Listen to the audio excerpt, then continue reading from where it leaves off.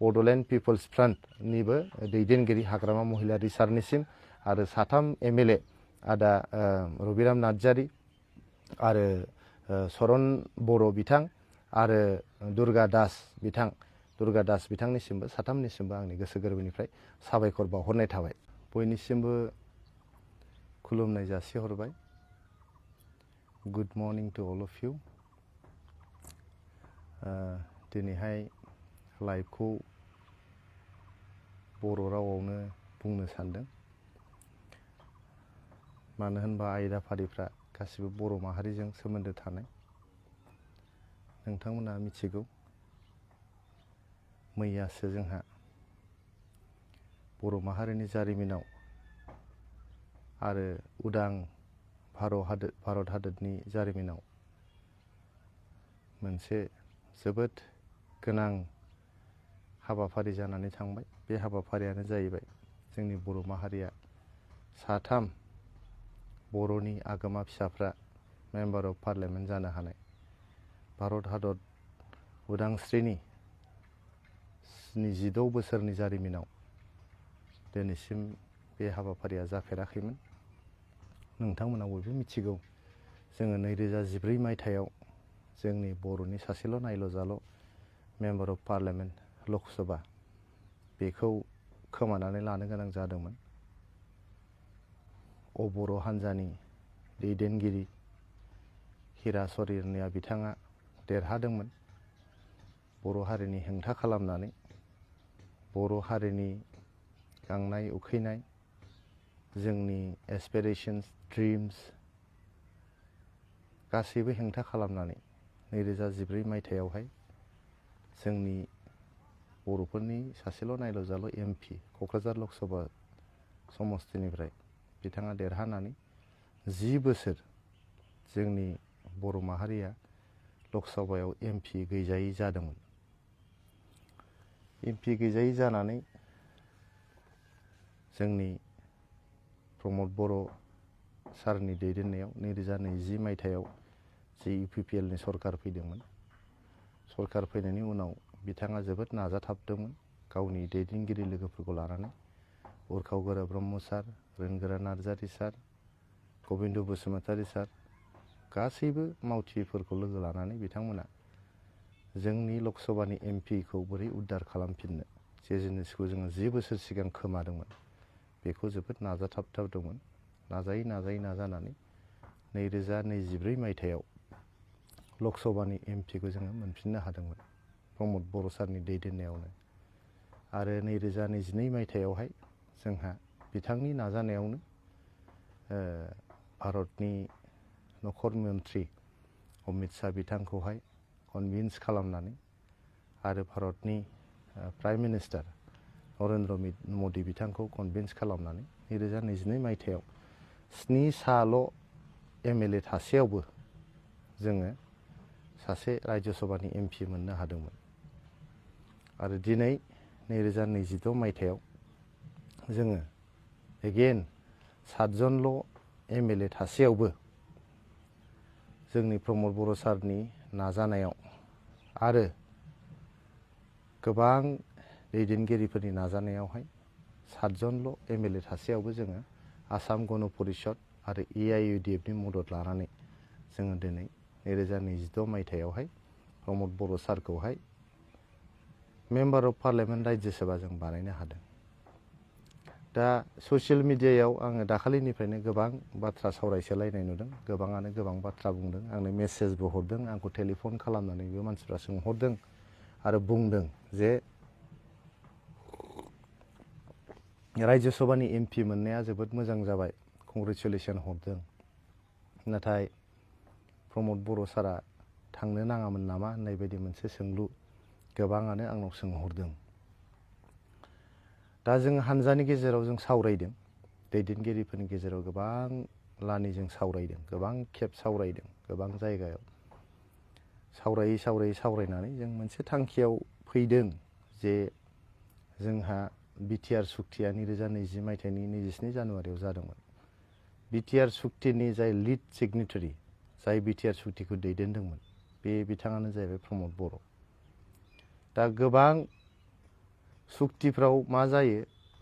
बयबो जायफोर सुक्तिनि प्रसेसजों इनभल्भ जादों बिथांमोना मिथियो जायफोर BEC सुक्तिजों जड़ित जादों बिथांमोना मिथियो जायफोर BTC सुक्तिनि प्रसेसजों जड़ित जादों इनसाइड आउटसाइड बिथांमोना मिथियो आरो BTR सुक्तिजों जायफोर जड़ित जादों बिथांमोना मिथियो जे माखासे जाहैबाय रिटेन कमिटमेन्ट थायो आरो माखासे आनरिटेन कमिटमेन्टफोर थायो गासैबो कमिटमेन्टखौहाय सुक्तिनि जे दफा बे दफाफोराव लिरजोबनो हाया आरो सुक्तिखौ मा सावरायनायनि गेजेरजों मा रादायनि गेजेरजों मा थांखि लानानै सुक्तिखौ खालामनाय जायामोन जायफोर लिड सिगनेटारि जायफोर लिडारशिप होदों बिथांमोनासो मिथियो दा जिहेतु BTR सुक्तिखौ प्रमद बर' सारानो दैदेननानै गासिबो NDFBनि मोनब्रै फेक्सन UBPO दुलाराय बर' फरायसा आफाद बयखौबो लानानै बे सुक्तिखौ खालामदों गतिके दिनै बे सुक्तिखौ 100% इमप्लिमेन्टेसननि थाखाय माखासे खामानि जे मावबावनांगौ दं दिल्लीयाव दिसपुराव दा प्रमद बर' सारा थाङोबासो बे खामानिफोरखौ मावनो हागोन बिथाङा नखर मन्थ्रिजों मा रायलायामोन बिथाङा प्राइम मिनिस्टारजों मा रायलायामोन मा आनरिटेन कमिटमेन्ट बिथांमोना दङमोन दिनै प्रमद बर' सारासो बेखौ मिथिनो हायो गतिके दिनै बिथाङा जेब्लानाखि पार्लियामेन्टआव थांगोन दिल्लीनि दरबाराव बिथाङा सौहैगोन अब्ला दिल्ली दरबाराव थांनानै बे आनरिटेन कमिटमेन्टजों लोगोसे रिटेन कमिटमेन्ट जायफोर दफाफोर दङ बेखौहाय इमप्लिमेन्टेसन खालामनायावहाय बिथाङा हेफाजाब होनो हागोन बा बिथाङा बाहागो लानो हागोन बिनि थाखायनो जों सानदों जों साननानै प्रमद बर' बिथाङानो जोंनि थाखाय बेस्ट जागोन होननानै जों बिथांखौ दैथायहरदों नंगौ बिथाङा दिनैहाय सोरबा बिथांखौहाय बड'लेण्डआव थानानै सानफ्रामबो बड'लेण्डनि जे जेंना जेंगोना बेजों जड़ित जाजानो लुबैदों बड'लेण्डनि राजखान्थिजों माने दान्दिसेबो एबसेन्ट जायाजासे खामानि मावजानो लुबैदों नाथाय नोंथांमोना बुजिनांगोन गोबां राजखान्थि हान्जाया दिनै हमना लादो आसामनि कंग्रेसनि जे प्रेसिडेन्ट गौरब गगৈ बिथाङा deputy LOP leader of opposition आरो बिथाङा दिनै पार्लियामेन्टआव थांबाय थानो गोनां जायो खिन्थु दिनै फैनानै बिथाङा चिफ मिनिस्टारियेल केन्डिडेट जाफैदों आरो गोबां बेबायदिनो हान्जानि दैदेनगिरिफ्रा मेम्बार अफ पार्लियामेन्ट नोंथांमोना मिथिगौ मोनसे समाव कार्बि आंलंनि चिफ जयन्त रंफि साराबो मेम्बार अफ पार्लियामेन्ट जानायजों लोगोसे बिथाङा कार्बि आंलंनि CMबो जादोंमोन गतिके मेम्बार अफ पार्लियामेन्ट जायोबा जे जोंनि जायगानिफ्राय हजों थाहैनांगौ बा सम मोननाय नङा बेबायदि जेबो बाथ्रा गैया आरो दिल्ली आरो बड'लेण्डनि गेजेराव दिनैहाय इसिबां गोजानबो नङा 2 घन्टानि गेजेरावनो सौफैयो गतिके मोनफ्रोमबो समावनो जोंहा प्रमद बर' सारा बड'लेण्ड ओनसोलावनो थानानै बिथाङा जोंनि बर' रायजो राजाफोरनि गांनाय उखैनाय बर' रायजो राजाफोरनि सिमां बर' रायजोफोरनि मोनथाय आरो जिखिनि जौगानायनि हाबाफारि मावनांगौ बिथाङा मावलांबाय थागोन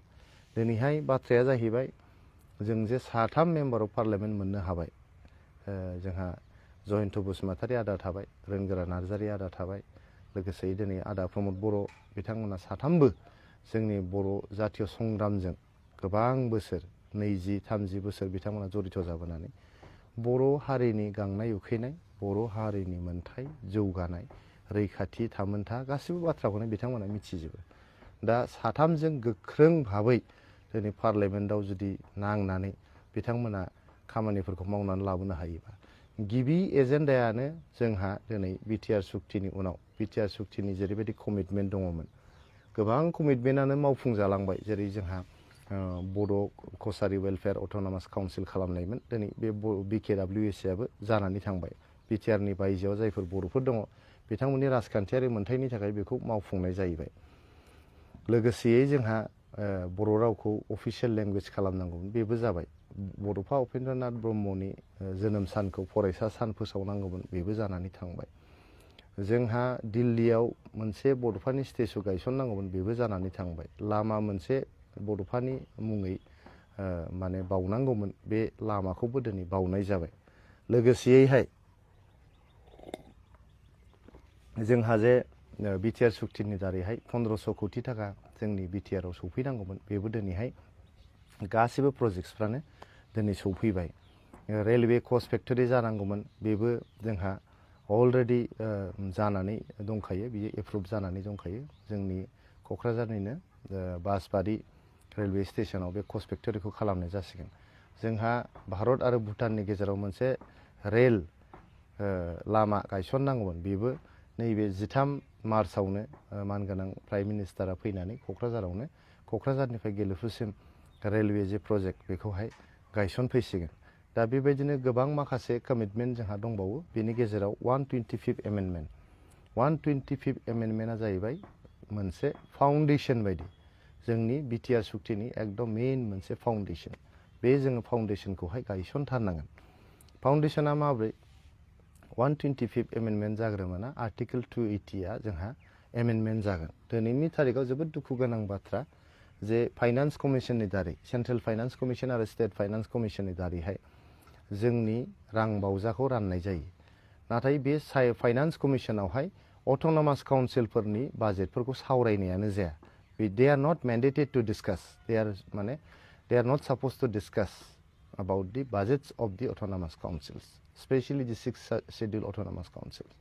बेखायनो दिनै जेब्लानाखि आर्टिकेल 280आ एमेन्डमेन्ट जागोन आरो बेयावहाय सोदांनायनि गेजेरजों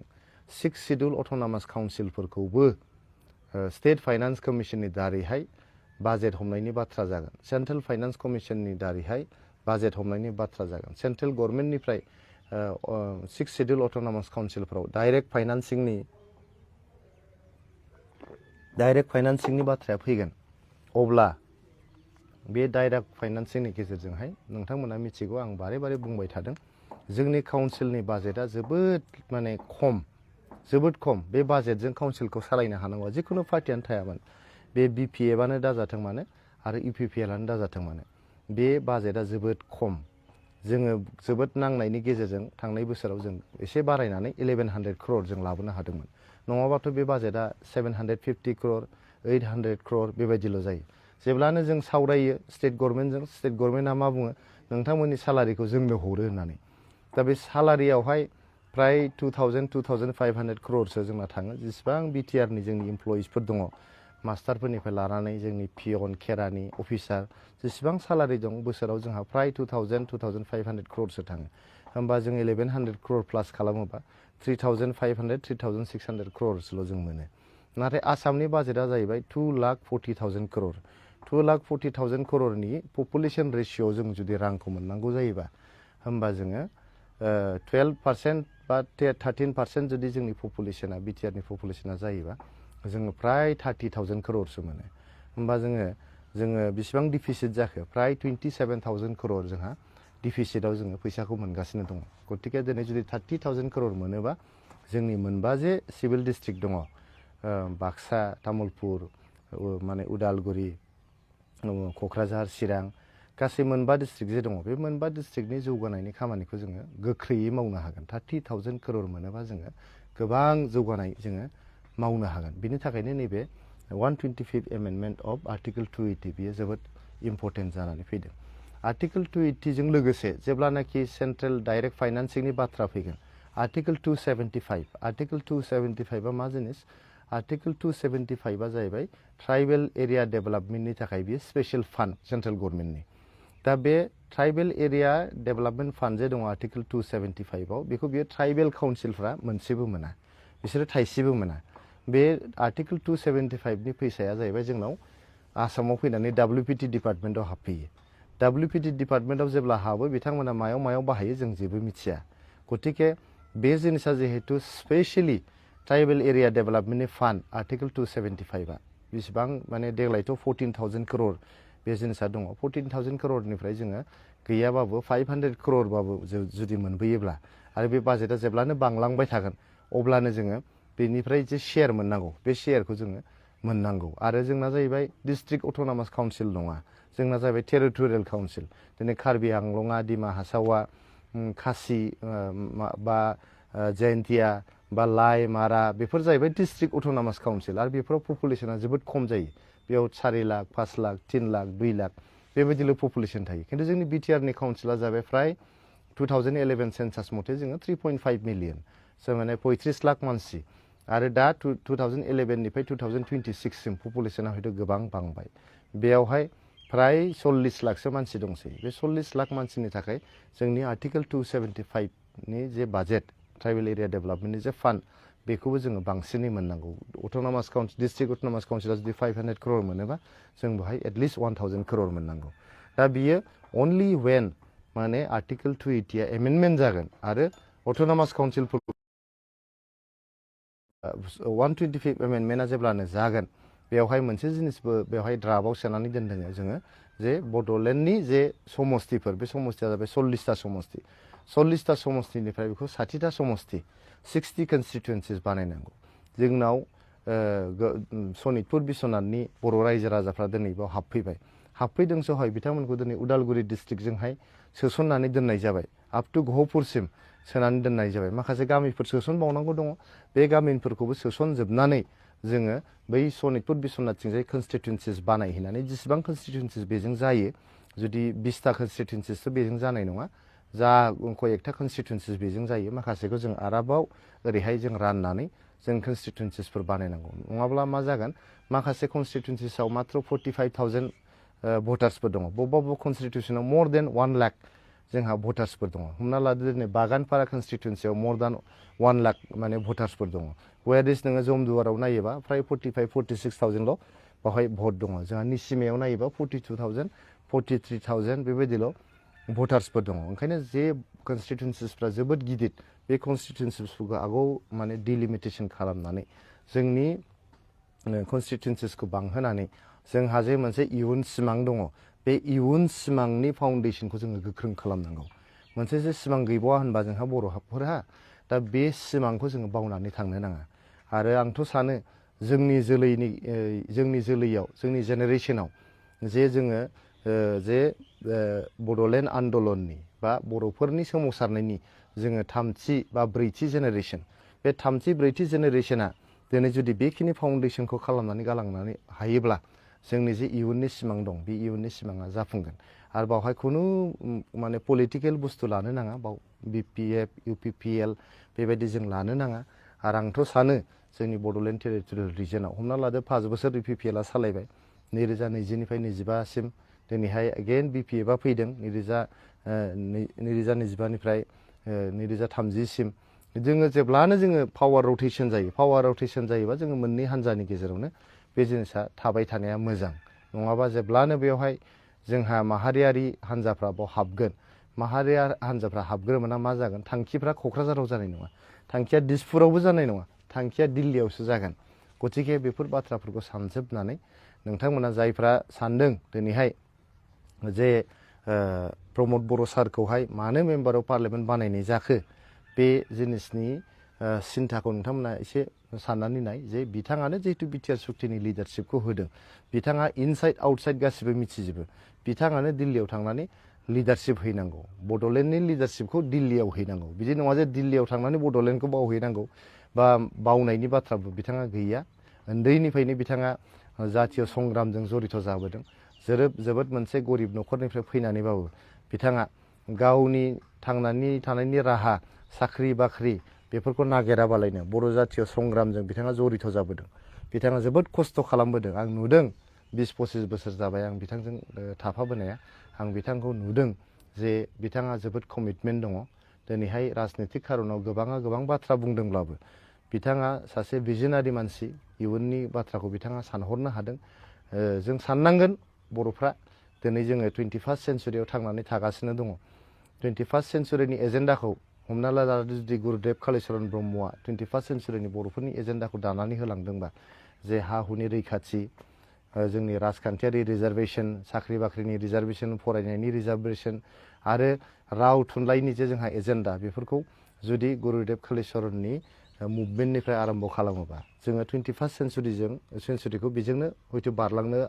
हानो हासिगौ बड'फानि एजेन्डा गुरुदेब कालिचरन ब्रह्मनि एजेन्डा बेफोर गासैखौ लानानै जों 21st सेन्चुरिखौ हयथ' बारलांनो हागौ खिन्थु जोङो दिनैहाय 22nd सेन्चुरिनि थाखाय थामथिम जानांगौनि मोनसे सम फैबाय थागथियारि जानांगौनि सम फैबाय जोङो 22nd सेन्चुरियाव बर'फ्रा माबायदि थांनानै थानो लुबैदों दिनै बे आर्टिफिशियेल इन्टेलिजेन्सनि जुगाव जेराव मानसिफ्रा मंगल ग्रहआव हा बाहैनायनि प्रिपेरेसन जागासिनो दं दिनै मानसिफ्रा अख्राङाव माने स्पेस माने टेक्न'लजिनि गेजेरजों गोबां दावखोबाय गतिके बेफोरबायदिनि समाव जोङो मोनसे गोदोसोनाय ट्राइबेल माहारि हिसाबै मोनसे डाउन ट्रडेन इन्डिजिनियास कमिउनिटि हिसाबै जोङो 22nd सेन्चुरियाव जोंनि माहारियारि एजेन्डाफ्रा मा जागोन आं हारसिङै थांनानै थानो हागौ नोंथाङा हारसिङै थांनानै थानो हागौ खिन्थु जों हारि हिसाबै जों माबोरै थांनानै थानो लुबैदों बेफोरनि प्रिपेरेसनखौ खालामनायनि सम फैबाय आरो दिनै फिसा मोनसे हमना लादो जोंनि बिटिआर बायदि मोनसे काउन्सिलखौ लानानै सिलाय बिलाय खालामनाय दावराव दावसि खालामनाय बेफोर जिनिसखौ माने दोनथ'नानै जोङो गोलावनि मोनसे सिमां जिहेतु बयबो संग्रामजों फैदों दिनै हाग्रामा महिलारि साराबो संग्रामजों फैदों बिथाङाबो मोनसे संग्रामि जिबन बा संग्रामि सत्ता बिथांहाबो दङ प्रमद बर' सारहाबो दिनै संग्रामजों फैनाय बेहाबो संग्रामि सत्ता मोनसे दङ उरखाव गोरा ब्रह्म साराबो दिनै गोबां 93नि एकर्ड 2003नि एकर्ड आरो 2020नि एकर्ड बिथाङा बाहागो लाबोनो मोनबाय रोंगोरा नार्जारि साराबो दिनै 93नि एकर्डनिफ्राय लानानै दिनैसिम जेसेबां एकर्ड जादों बिथाङा सामिल दंबोजोबोमोन जोंहा जयन्त बसुमतारी आदायाबो बेफोराव सामिल दंबोजोबोमोन गबिन्द बसुमतारी आदायाबो दिनै गोबाव सम 34 इयार्स बिथाङाबो मोनसे सशस्त्र संग्रामनि गेजेरजों फैनानै बर' हारिखौ सिबिबोदों गतिके जोंनि दैदेनगिरिफ्रा जों गासिबो ज' जानानै जोङो संग्रामनि गेजेरजों नैबे थाखोसिम बर' माहारिखौ लानानै फैबाय दा नैबे थाखोनिफ्राय गोजौसिन थाखोआव लांबावनांगौआबो बिथांमोननि बिबान जों साफ्रोमनिबो बिबान गतिके दिनै नोंथांमोना बयबो जोबोद गोग्गानानै जों बुंनांगौ जे जोंहा बर' माहारिनि गेजेराव जोंनि भारत हादरनि उदांस्रिनि जारिमिनाव 3 मेम्बार अफ पार्लियामेन्ट जों मोनफेराखैमोन दिनै जों 3 मेम्बार अफ पार्लियामेन्ट मोनदों जोबोद बियो गोग्गाथाव बाथ्रा बेखौ बयबो जों बाख्नायनांगौ बेखौ जों बयबो बरायनांगौ आरो जोङो बे 3 मेम्बार अफ पार्लियामेन्टनि गेजेरजों दिल्ली दरबाराव दिल्ली सरखारनिफ्राय जोंहा मा आदाय खालामनांगौ दं बर' माहारिया नैबे समावनो जों बेफोरखौ आदाय खालामनानै लाजोबनांगौ होननानै आं सानो आरो आं खावलायनो लुबैदों नोंथांमोना जाहाथे बयबो जोंनि 3 जे मेम्बार अफ पार्लियामेन्ट दङ गोदानै जे सायख'जानाय मेम्बार अफ पार्लियामेन्ट आदा प्रमद बर' बिथांखौबो नोंथांमोना आशीर्बाद होनांगौ बयबो बिथांमोनजों सावरायनांगौ सावरायनानै जोंहा मा माहारियारि एजेन्डाफोर दं बेखौ दिल्ली दरबाराव लांनानै बेखौ हजोंनिफ्राय जेरैखि जाया